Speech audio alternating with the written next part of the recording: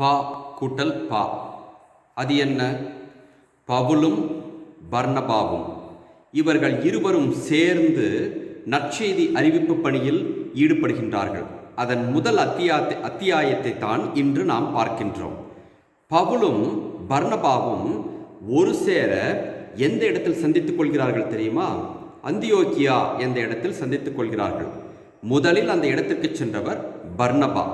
அவரை பற்றி குறிப்பிட்டு பேசும்பொழுது இன்றைய முதல் வாசகத்தில் ஒரு அருமையான பண்பினை குறிப்பிட்டு பேசுகிறார்கள். அது என்னவென்றால், அவர் நல்லவர் என்று சொல்கின்றார்கள்.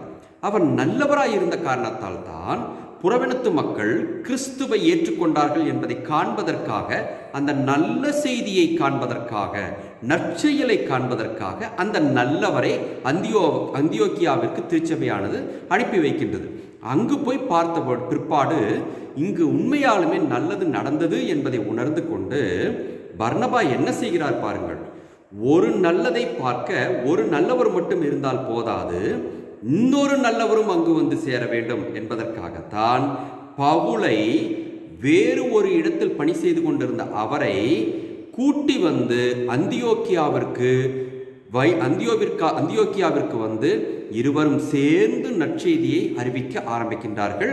இப்படி இரண்டு பேரும் சேர்ந்து நற்செய்தியை அறிவிக்க ஆரம்பித்ததால் தான் அங்கு ஒரு புதுமை புலப்படுகின்றது. அந்த புதுமைதான், அதுவரை வேறு பெயரிட்டு அழைக்கப்பட்ட வந்தவர்கள் எல்லாரும் இயேசு கிறிஸ்துவை ஏற்றுக்கொண்டவர்கள் கிறிஸ்தவர்கள் என்று அழைக்கப்பட்டார்கள். ஆக நல்லதும் நல்லவரும் ஒன்று சேரும் பொழுது, அதாவது பவுலும் பர்னபாவும் ஒன்று சேர்ந்த பொழுது மாபெரும் புதுமை ஒன்று நடந்தது.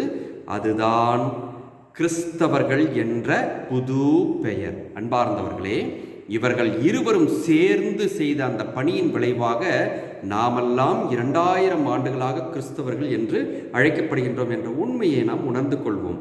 இந்த நாளில் இவர்கள் இருவரும் சேர்ந்து நமக்கு கொடுக்கும் பாடம்,